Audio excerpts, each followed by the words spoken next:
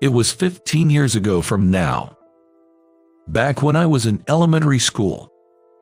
April came around, and we had a class shuffle. Our new class teacher was a young woman.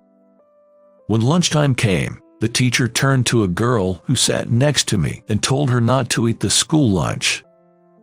"Katie, you haven't paid your lunch fee, so don't eat, okay?" Katie, who always wore ragged clothes, was a skinny little girl. Apparently, her family was poor, and since last fall, her parents hadn't been paying the school lunch fee. I learned about this later on from overhearing some gossip. But it seemed she was allowed to eat lunch the previous year. Seeing her being the only one without any food on her desk and just looking down made me feel sorry for her.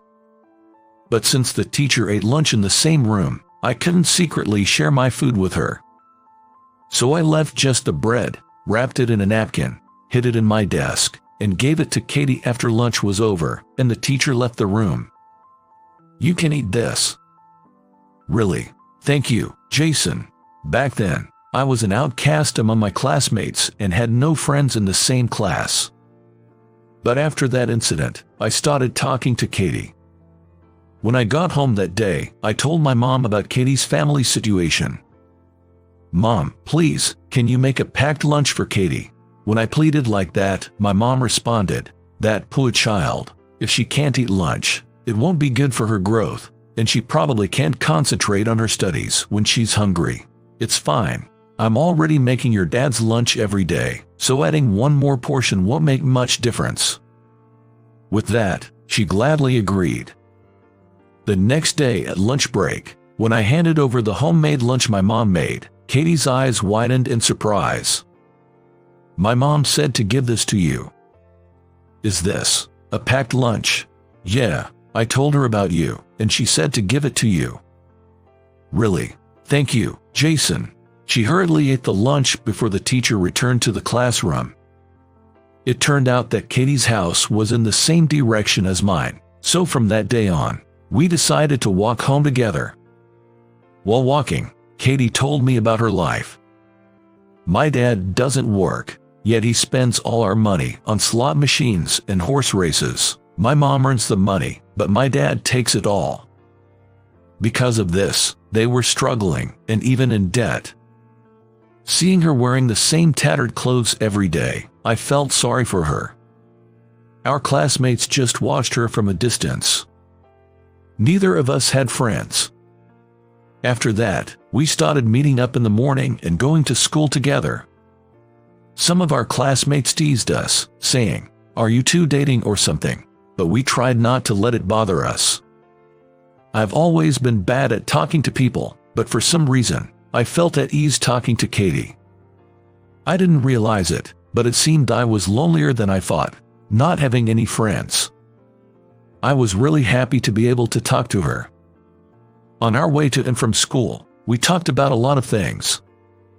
About our families, our favorite foods and animals, homework, and TV shows we watched the previous night. And I found out she loves cats. She can't have one at her house, but she enjoys visiting a nearby park where stray cats often gather. "My family has a cat. Want to come over and see it?" "Really? Sure."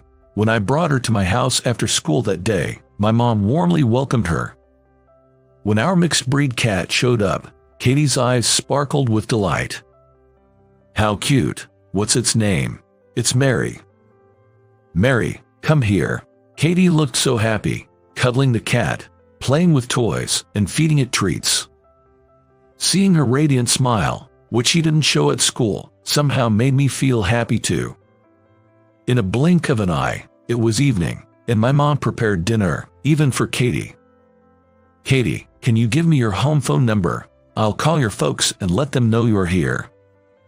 With that, my mom called her house. During the call, she seemed deeply engrossed in the conversation. After that day, Katie began having dinner at our house every night. Apparently, her mom often worked late, and her dad, who was at home, didn't do any housework. As a result, their dinner time was always late. So, with her parents' permission, Our mom started looking after her meals. After school, Katie and I would do our homework and play with the cat until dinner. However, about a year into this routine, Katie had to move. Her parents divorced, and she decided to move with her mom to her maternal grandparents' place in Texas. Before moving, she and her mom came over to say goodbye. "I can't thank you enough for all that you've done for Katie. We'll never forget your kindness." Saying so, her mother bowed to my mom. "Oh, please, it's okay. Please, raise your head. We help each other out during tough times. Don't give it another thought." My mom was a person of strong principles and kindness. I have tremendous respect for her. I can't recall the conversation I had with Katie that day. I haven't seen her since. We exchanged Christmas cards every year, but that also ceased after 5 to 6 years. Then, I graduated college and started working at a precision machinery manufacturer. I was assigned to sales, and it's been 3 years now. Taking over clients from seniors and establishing new ones, I now handle numerous major accounts. "Good morning, Jason." My colleague, Mike, from the next desk greeted me. "Good morning. Tomorrow we've got a meeting with AB Electronics. It's a big deal that's vital for the company. You pumped and prepared?" "Yes, I'll have it ready for review later." As we talked, a secretary called out to Mike. "Mike, there's a call for you from AB Electronics." Picking up the phone, Mike's face turned pale rapidly. "What? How could this? Yes, I see. I'm terribly sorry. Right away, please, can you give us one more chance?" "Wait, hold on." After hanging up, he just stared blankly, still holding the phone. "What happened?" Turning to me, he said, "Jason, you gave the wrong time to AB Electronics for our meeting, didn't you? They thought the meeting was yesterday. They're furious that we stood them up. This deal is toast. It's your fault." "What? But wasn't it you who communicated the schedule to them?" "What? You're trying to pin this on me." I wanted to throw his words right back at him. To begin with, I hadn't communicated the schedule to the client at all. Mike had arranged the schedule and then informed me about it later.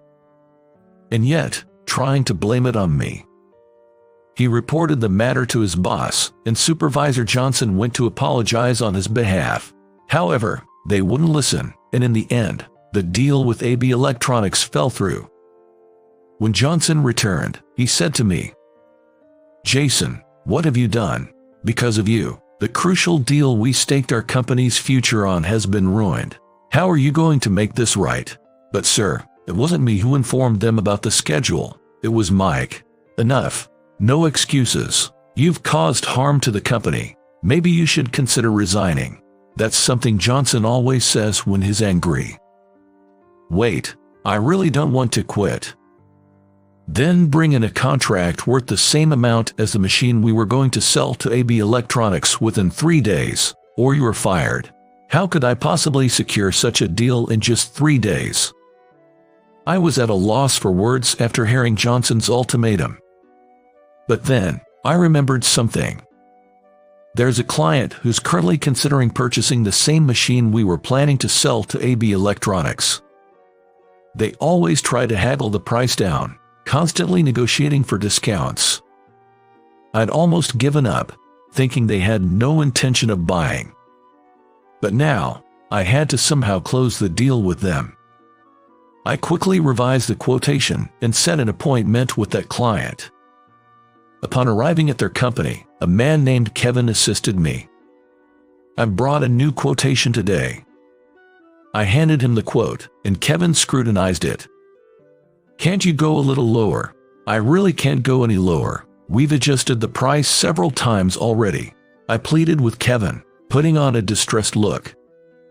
"Please, Kevin, I'm sure our equipment will be very beneficial to your company. We'll even include regular maintenance." Kevin pondered, crossing his arms. "I get what you're saying, but at this price, my superiors might not approve. I personally want to purchase it, but how about I explain the benefits directly to your boss? Maybe over a meal or something. That might be difficult. My boss is pretty